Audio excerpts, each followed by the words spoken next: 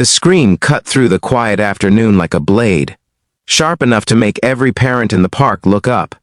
Everyone except the man responsible for it. A teenage boy, older and larger than the children around him, had cornered two identical girls near the swings. Their matching ponytails trembled as one shielded the other with her small arms, trying to be brave. But bravery had limits, especially when the bully towered over them with clenched fists and the kind of rage that made people look away instead of stepping in.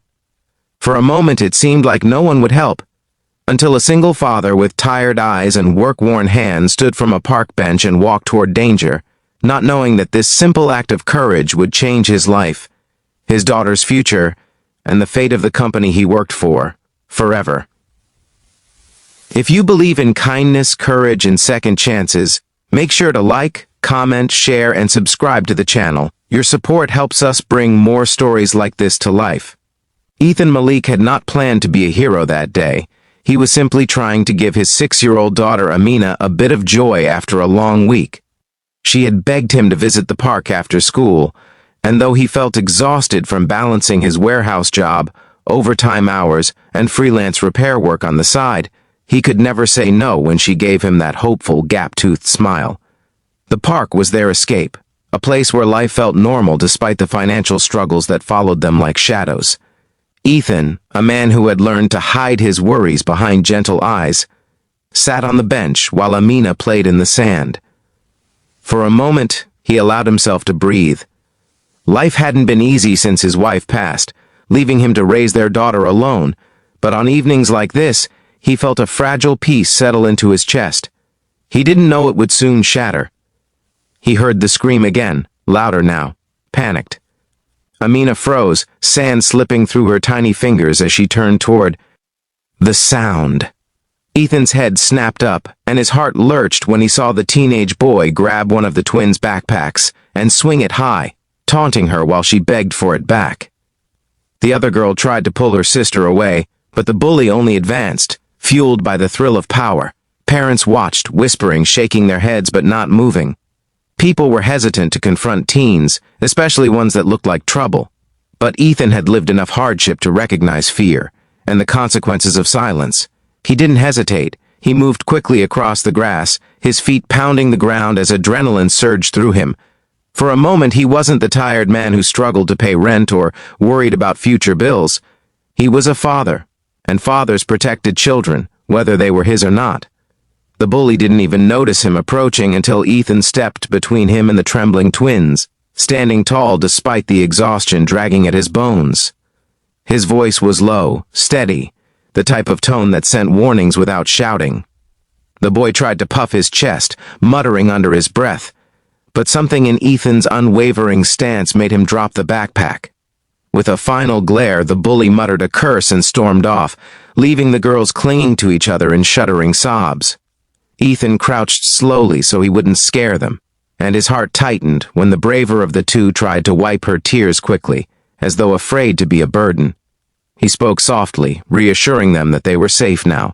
Amina ran over and placed her tiny hand on one girl's shoulder, telling her it was okay, and the gesture made Ethan's throat grow tight with pride.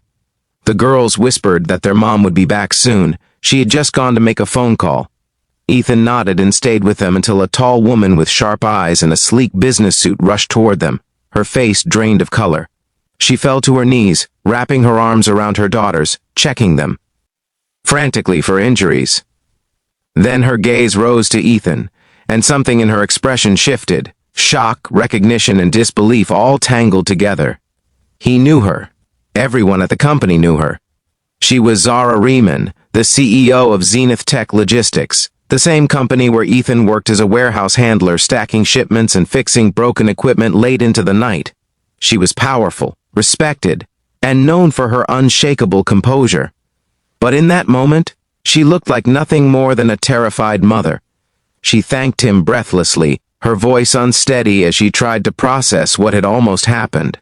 The twins clung to her hands as she straightened, and for a moment, Ethan felt awkward standing there in his faded shirt and scuffed work boots, dust from the warehouse still clinging to his sleeves.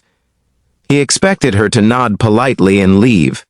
After all, CEOs didn't usually linger with people like him, but instead, Zara asked him to stay while she composed herself, her voice softer than he had ever heard during company meetings. She wanted to know what happened, how he stepped in, and why no one else had. And the more she spoke, the more human she felt. Not a distant leader in a corner office, but a woman shaken to her core by what could have happened to her children.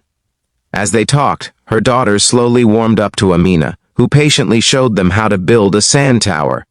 Ethan noticed Zara watching them with a mixture of gratitude and awe, and something complicated flickered in her eyes. When she finally gathered herself, she thanked Ethan again and asked if she could compensate him somehow for protecting her girls. He shook his head immediately. Kindness, he insisted, didn't come with a price tag. That answer seemed to strike her, as though she wasn't used to someone turning down an offer from her. Yet he genuinely meant it. Zara left that day with a promise to ensure the park situation was addressed, but something in her expression hinted it wasn't the last time they'd cross paths. Ethan, however, brushed it off. He didn't expect anything from her. He didn't need anything. He had done what any decent person would do. But fate had already set new gears in motion. The next morning, Ethan arrived at work expecting another long day of lifting heavy boxes and troubleshooting malfunctions on old conveyor belts. His back ached, and he hadn't slept well after replaying the park incident again and again. But as soon as he clocked in, his supervisor rushed over with wide eyes, telling him he was needed in the main office. Immediately. Panic fluttered in his chest. People like him didn't get called upstairs unless something was wrong. Had someone complained? Was he being fired? The anxiety gnawed at him as he followed the supervisor down bright hallways that felt too clean, too polished for a man who spent most days covered in dust and grease. When he entered the CEO's office, he froze. Zara was standing there, her posture impeccable as always, but her eyes held a warmth he hadn't seen before. She invited him to sit, though he remained hesitant. The twins' drawings were spread across her desk, two childish but heartfelt pictures of a man standing protectively in front of them, labeled Our Hero. One girl had even drawn Amina beside him, holding hands. Ethan had to blink rapidly to steady himself. Zara explained that she had spent the entire night thinking about what happened and what kind of world her daughters were growing up in. She spoke openly, unfiltered for once, telling him she admired the courage he showed, something she rarely saw in the professional world where most people pursued personal gain. She admitted that seeing him step in, without hesitation and without expecting a reward, had shaken something in her. Then she revealed that she had reviewed his employee file, shocked to find that someone with so many certifications and repair skills was still working the lowest-paid warehouse shift. She believed he deserved more. Much more. To Ethan's disbelief, Zara offered him a new position, maintenance and operations specialist, a role that came with triple the pay, full benefits, and flexible hours that would finally allow him to spend more time with Amina. His hands trembled as she spoke, the weight of her words sinking through layers of years-old exhaustion and buried dreams. He didn't know what to say. People like him didn't receive miracles. They worked, struggled, and endured. But Zara insisted it wasn't charity, it was recognition. She wanted people of character in positions that mattered. For weeks, Ethan adjusted to his new role, learning the advanced systems, managing teams, and solving problems he once only dreamed of tackling. His confidence grew, though quietly, modestly, as Amina proudly told everyone her dad fixed big machines that helped the world. Meanwhile, Zara often checked in with him personally, always unexpectedly kind, always grateful. The twins adored him and Amina, insisting they all spend time together whenever possible. Those days became some of the warmest in Ethan's life, filled with laughter in living rooms, shared dinners, and a gentle connection blooming between him and Zara, though neither spoke it aloud. Still, challenges lingered. Some colleagues resented Ethan's sudden promotion. He overheard whispers that he only got his position because of pity from the CEO. Others doubted his ability, expecting him to fail. But when an entire system outage threatened to halt the company's distribution operations, Ethan stayed up through the night repairing equipment, rerouting power, and guiding his team toward a solution. By morning, shipments were running again, and Zara stood watching from the doorway, admiration shining in her eyes. In that moment, the doubts vanished. He had earned his place. As the months passed, the bond between the twins and Amina deepened. Their laughter often echoed through Zara's home when she invited Ethan over for dinner, claiming her daughters insisted on it. And though Ethan always arrived with humble flowers or simple desserts, he noticed the way Zara's gaze softened when he spoke about fatherhood, about love, about loss. Two worlds, one polished and powerful, the other humble and hard-working, were slowly intertwining. Then one evening, as the sun dipped behind the skyline and painted the world gold, the twins shyly approached Ethan and asked if he would be their protector forever. The innocence of the question made his chest tighten, and he hugged them gently without answering directly. But Zara heard, and when their eyes met, there was a moment, quiet, fragile, full of unspoken understanding, that shifted everything between them. If this story has touched your heart so far, please like, comment, share, and subscribe. Your support helps us bring more meaningful stories to life. Months later, on a clear evening at the same park where everything began, the twins and Amina played together under the soft glow of setting sunlight. Zara and Ethan walked slowly along the path, their shadows mingling. She thanked him again, not just for saving her daughters that day, but for becoming part of their lives. Ethan admitted she had changed his life just as profoundly, giving him hope where he had none.